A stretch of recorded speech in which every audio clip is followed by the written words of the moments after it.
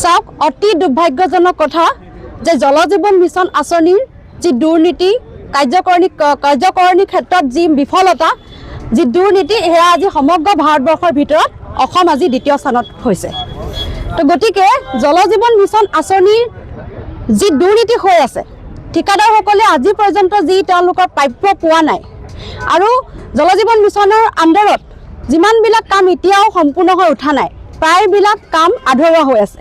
তো গতিকে আজি আমি নাজিৰা মহিলা ব্লক কংগ্ৰেছ কমিটিৰ উদ্যোগত আৰু নাজিৰা ব্লক কংগ্ৰেছ কমিটিৰ সহযোগত আমি ইয়াৰ পৰা আমি অসম চৰকাৰ তথা জনস্বাস্থ্য কাৰিকৰী বিভাগক সকীয়াই দিব বিচাৰিছোঁ যে জল জীৱন মিছন আঁচনিৰ অধীনত যি দুৰ্নীতি হৈ আছে, এই দুৰ্নীতিৰ সঠিক তদন্ত হ'ব লাগে।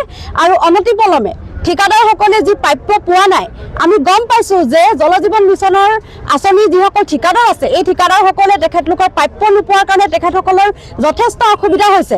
বহু ঠিকাদাৰে আত্মহত্যাৰ দৰে পথ বাছি লোৱাৰ তেওঁলোকে হুংকাৰ দিছে। গতিকে সেই পৰ্যায়লৈ জল জীৱন মিছনৰ আঁচনি দুৰ্নীতিত গৈছে।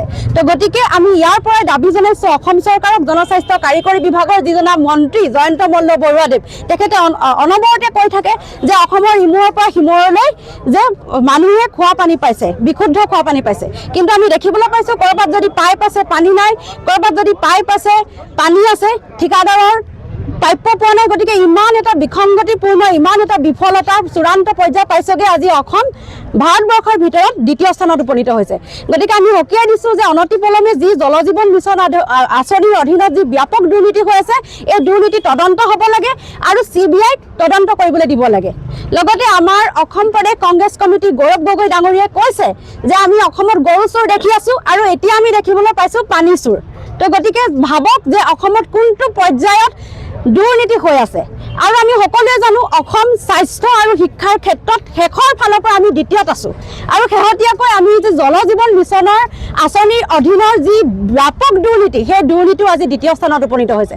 গতিকে অনতিপলমে অসমৰ এই জল জীৱন মিছন আঁচনিৰ অধীনত যি দুৰ্নীতি হৈ আছে, এয়া তদন্ত হ'ব লাগে আৰু ঠিকাদাৰসকলৰ যি প্ৰাপ্য, এই প্ৰাপ্য মোকলাই দিব লাগে। আমাৰ